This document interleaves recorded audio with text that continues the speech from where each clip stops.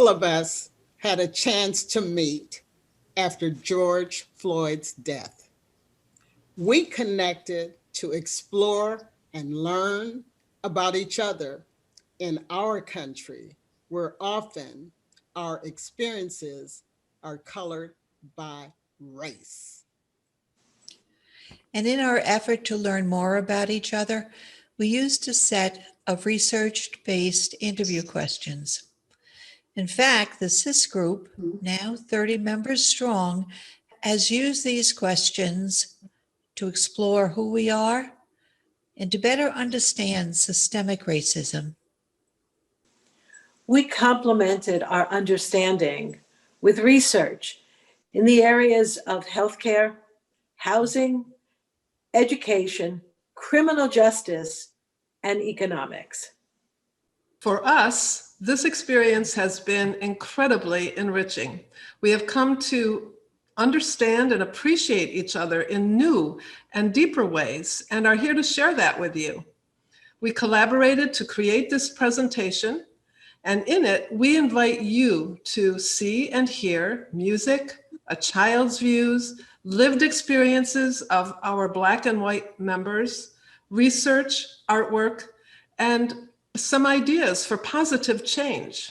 Here is Seeking and Sharing Insights, Race and Equality. Although we realize that systemic racism still exists, the uniqueness of our voices is that we can remember a time before the enactment of public policies that brought about change. Things like Brown versus Board of Education in 1954, the civil rights movements of the 50s and 60s, affirmative action in 1964, the Medicare Act, the Voting Rights Act, the Fair Housing Act, and the Public Health and Welfare Act. Despite all these changes, we have stories that tell the tales of systemic racism. So we invite you to listen to 4 of our members as they retell excerpts from their lived experiences shared by 25 women in our CIS group during one-on-one interviews. 4 of our members will retell excerpts from the lived experiences that represent all of the members. The anecdotes they share with you were extracted from 25 one-on-one cross-racial interviews. As a result, our 4 actors each take on multiple roles. We hope you enjoy this presentation. 4 actors from our group will share with you some of our many personal stories. The stories are interlaced with the research we've done in the areas of housing, education, health, criminal justice, and economics. I grew up in an all-Black neighborhood. In Alabama. In Houston. In Chicago. In Philadelphia. In Cocoa. I grew up in an all-white community. In Brooklyn. In New Jersey. In Wisconsin. In Florida. In Kansas. Near Philadelphia. In upstate New York. In Denver. Near St. Louis. Research shows that where we live can impact how long we live more than our DNA. When it comes to good health, the zip code can be more important than our genetic code.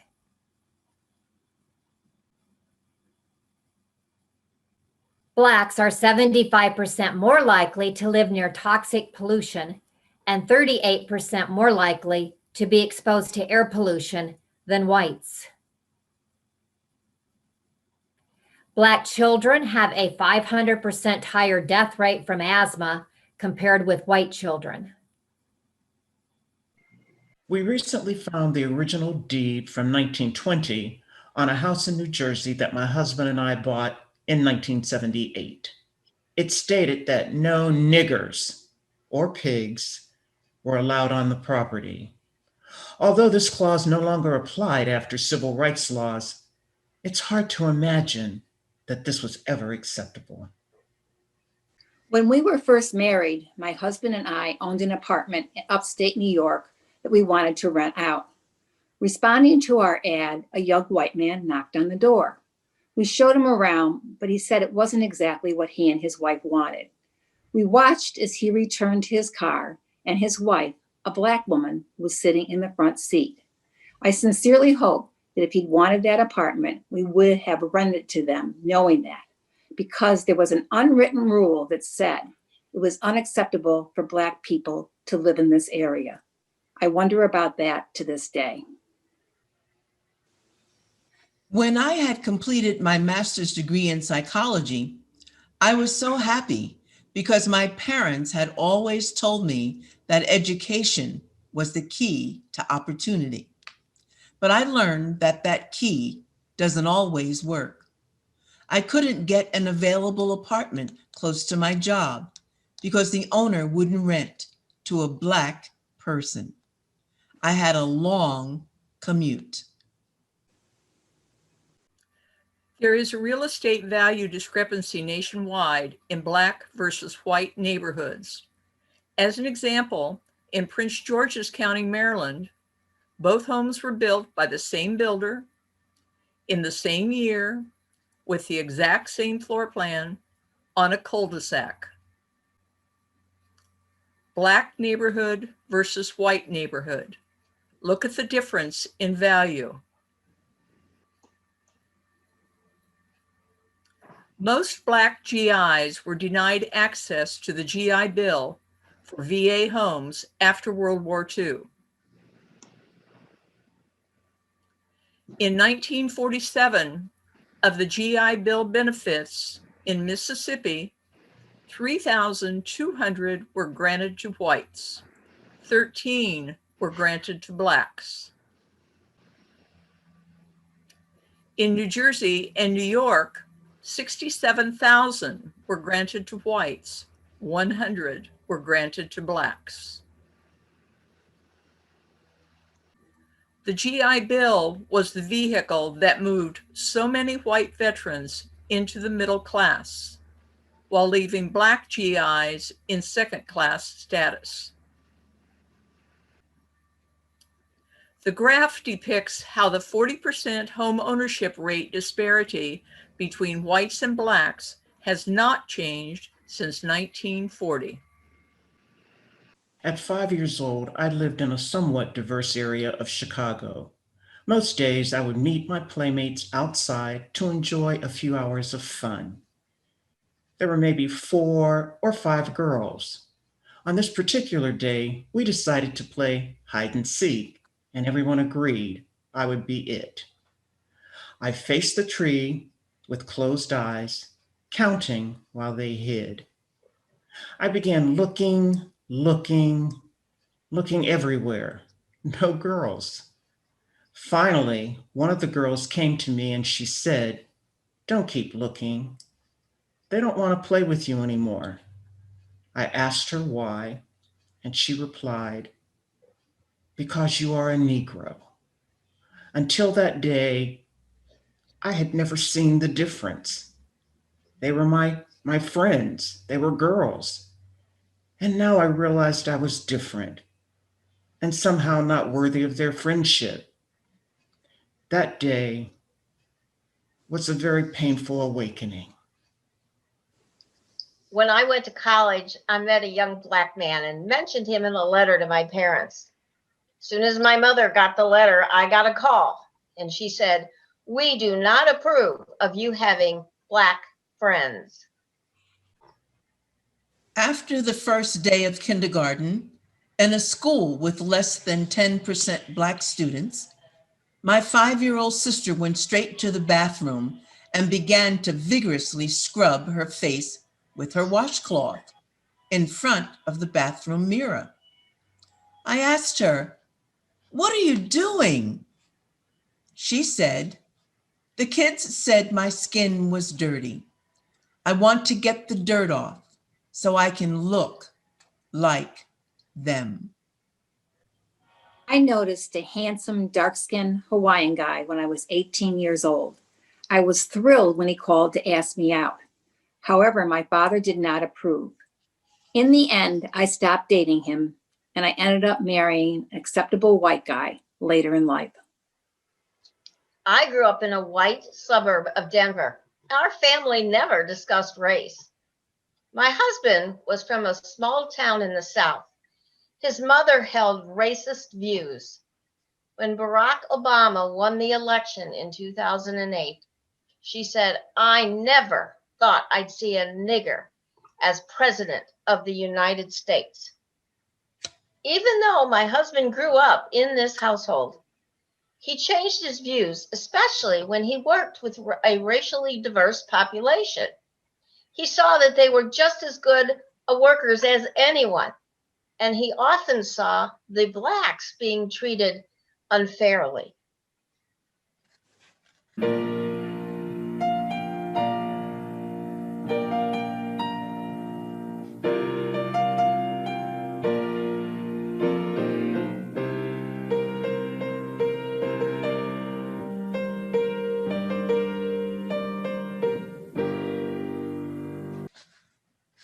I grew up in Philadelphia. Every year, our family would take the train to North Carolina to visit relatives.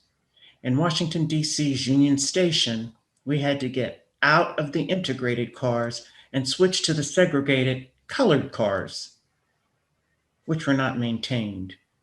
They were dirty. We couldn't buy any food on the train as the dining car was in the white section, so we made our own homemade food. It was shocking to see the Jim Crow signs in the South, which were blatantly racist. Lynchings, beatings, disrespect, being afraid to go out after dark. Police could harass and arrest for any reason, even no reason. When I was growing up in an all-white Kansas town, I was told that if a Black person came to visit, they needed to be on the other side of the bridge before the sun went down. I learned about sundown towns much later in life. Flagler Beach was a sundown town. Holding my baby in my arms, I, like all Black mothers, feel afraid for my children who will have to live in a white world. That fear never goes away. That they, because they are Black, may get looked down on or get hurt or worse.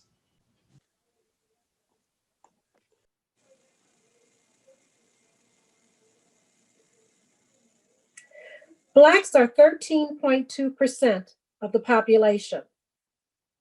In 2019, 49% of victims of hate crimes were Black. It was also the deadliest year on record for hate crimes. Police are twice as likely to use force against people of color.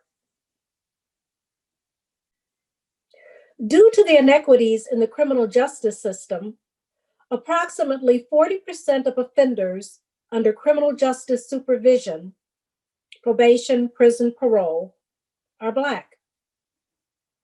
Black youth account for 35% of the delinquency caseload and 40% of the detention cases. Juvenile courts transfer twice as many Black as white youth to criminal courts. Just as a reminder, Blacks are 13.2% of the population. My husband and I taught our children Black history, mainly because it was ignored in the textbooks. My granddaughter is now a junior in high school in Red Bank, New Jersey. I asked her one day, "How do they teach Black history in your school?" "Grandma," she said, "they don't talk about Blacks when they teach Black history. They talk about whites.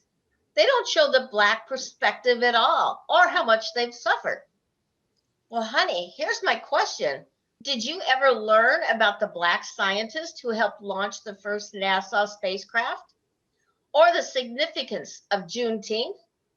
Or that Black Wall Street in Tulsa was burned down by angry whites? Also, did you know that Blacks have died trying to vote? And that they have been denied opportunities to acquire wealth and representation? There are no national standards to mandate what topics or historical figures students must learn about. 7 states do not directly mention slavery in their state standards. 8 states do not mention the civil rights movement. Only 2 states mention white supremacy. 16 states list states' rights as a cause of the Civil War. In 2020, only 12 states formally recognize the importance of teaching Black history in state law. On average, only 8 or 9% of history class time is devoted to Black history. Some states neglect the subject altogether. I experienced many unfair treatments during my career. Looking for a job was tough for me because I had 3 strikes against me. I'm a woman, I'm an immigrant, I'm Black. In 1990, after I received my Bachelor of Science in Accounting, I was looking for a job. I remember once I had a telephone interview with a accounting staffing agency in Connecticut. The telephone interview went well. The interviewer was very interested, so he scheduled an in-person follow-up at his office. But when I arrived, he told me that I had the wrong skin color and ethnicity for the job. At that point, I felt like a peacock in the land of penguins, not a peacock in the land of opportunity. Because in the land of opportunity, people would embrace diversity and everyone's unique talent, capabilities, and values. The American economy was built on slavery. Banks accepted enslaved people as assets when determining wealth. When plantation owners defaulted on a loan, the banks took ownership of the slaves. In 2005, JP Morgan Chase Bank admitted that 2 of its subsidiaries had accepted enslaved people as collateral for loans prior to 1863.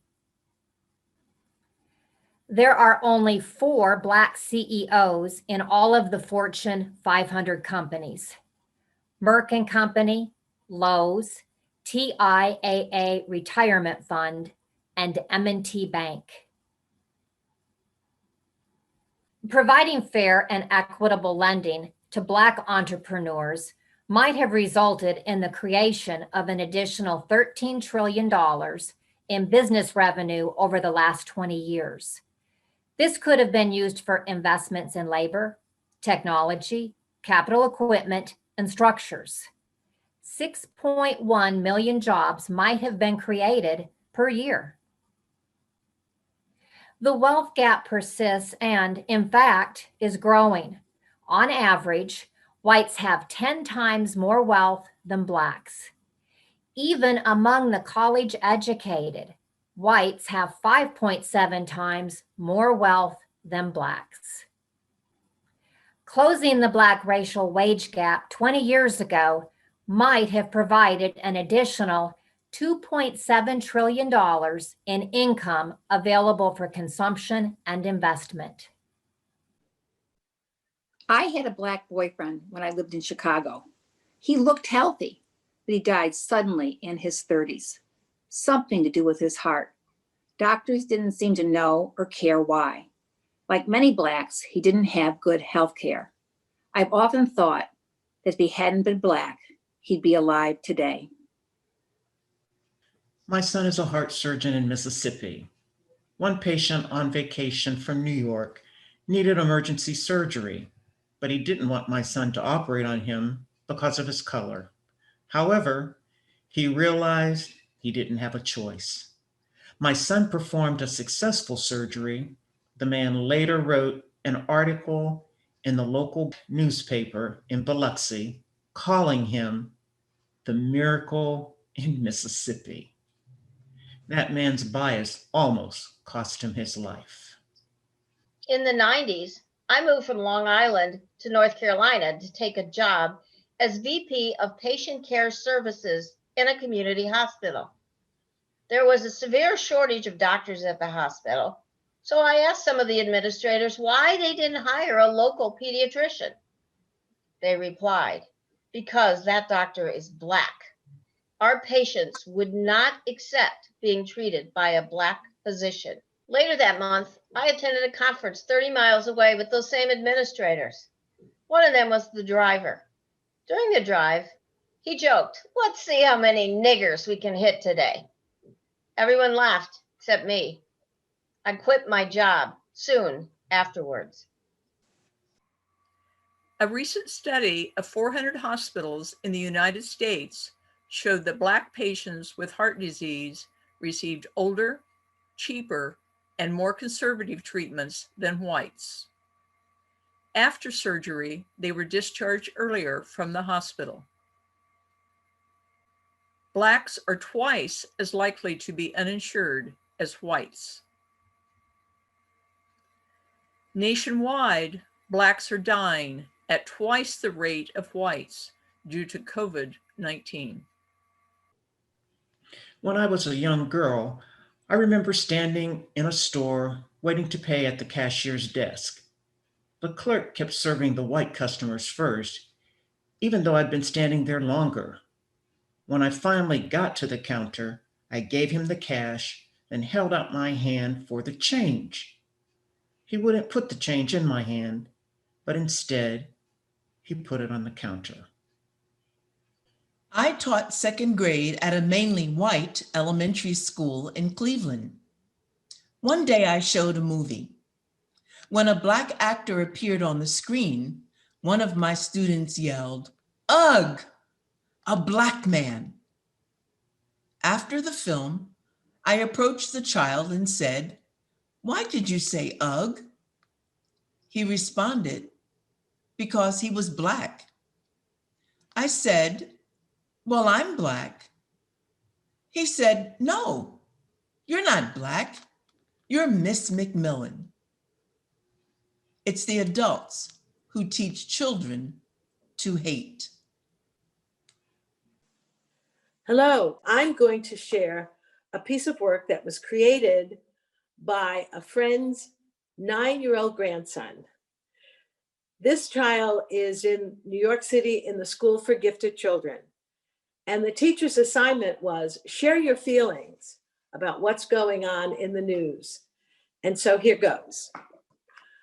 I'm going to write about justice and peace and their connection. It's important during 2020. I feel like everyone needs to be lifted up. Many, many deaths have happened from COVID and from racism, and I'm sure many more to come.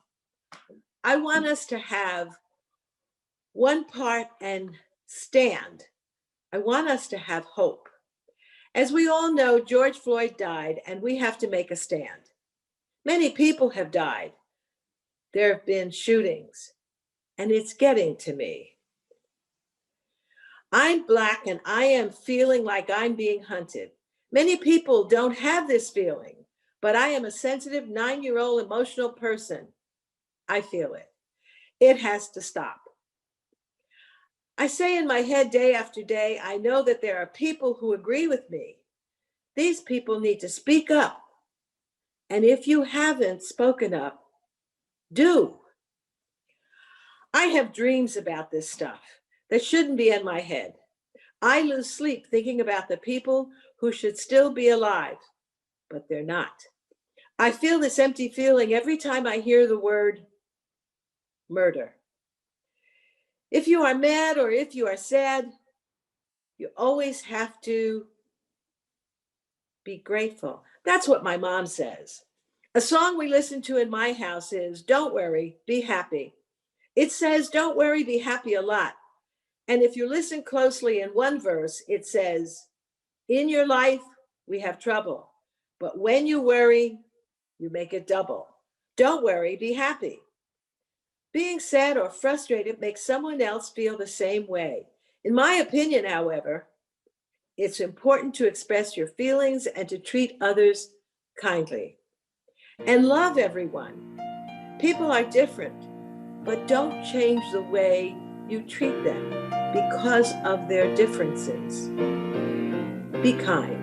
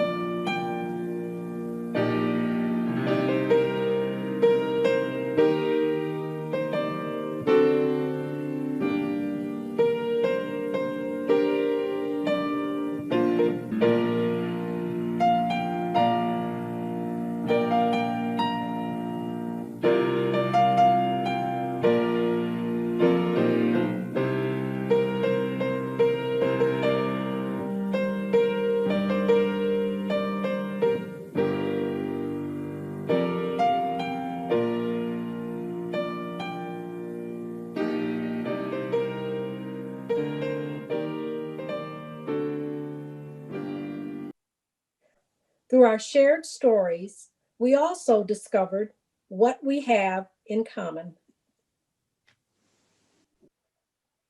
Our families always stressed The importance of education. We did well in school. We succeeded in our careers. and for the most part, Got along with our colleagues. Our family protected us. And wanted us to do well in life. our families were hardworking. And concentrated on supporting us. Our children's generation Seems to be more open. And accepting of others. Now, what can we do for positive change? We have failed in defending the rights of Black people. We have all had our difficulties. But our skin is white, and we navigate mainly in a white world. We have been privileged. And have taken it for granted. When I hear racial slurs or jokes, I'm going to speak up and say something. What will you do? If you say nothing, you are complicit. Now I speak up. It's my fault if I can't say anything. I'm adding to the problem. we need meaningful community conversation. That may be painful. But necessary for reconciliation. And for an end to systemic racism. Each Of us Can make a difference. Here are two examples of what we can do. I attended Robert E. Lee High School in Staunton, Virginia, shortly after it had been integrated with the all-Black high school in the late 1960s. In 2017, it was renamed Stanton High School. A few months ago, I had a conversation with a close high school friend who grew up in Stanton and still lives in Virginia. She was complaining that they're renaming schools and tearing down all the Confederate monuments all over the United States. They're destroying our heritage, she said. I told her, why do you want to glorify such a painful and terrible part of our history? I was playing tennis last month with a group of white women in Palm Coast. One of the ladies was late. Another woman said, "Oh, she's on CPT, colored people's time." Everyone laughed, except me. But I didn't know what to say just then. So when I got home, I texted the woman that said it and said, "That expression, colored people's time, is not yours to use." And it made me feel uncomfortable. She responded by, "I'm sorry you felt that way." Clearly, she did not get my point. What is racial equality? Racial equality is compassion, not looking and being alike, but appreciating each other for the content of our souls. Economic equity and equal opportunity in all areas. blind justice, living a life without fear of being judged by race. Respect. Fair and equal access. No more government or employment forms asking for race. Celebrating our differences. People are different, but don't change the way you treat them because of their differences. Be kind. All of us want to be free and safe. Free and safe. Sisters forever. In kindness. And equality. And fairness. Sisters Forever. Sisters Forever.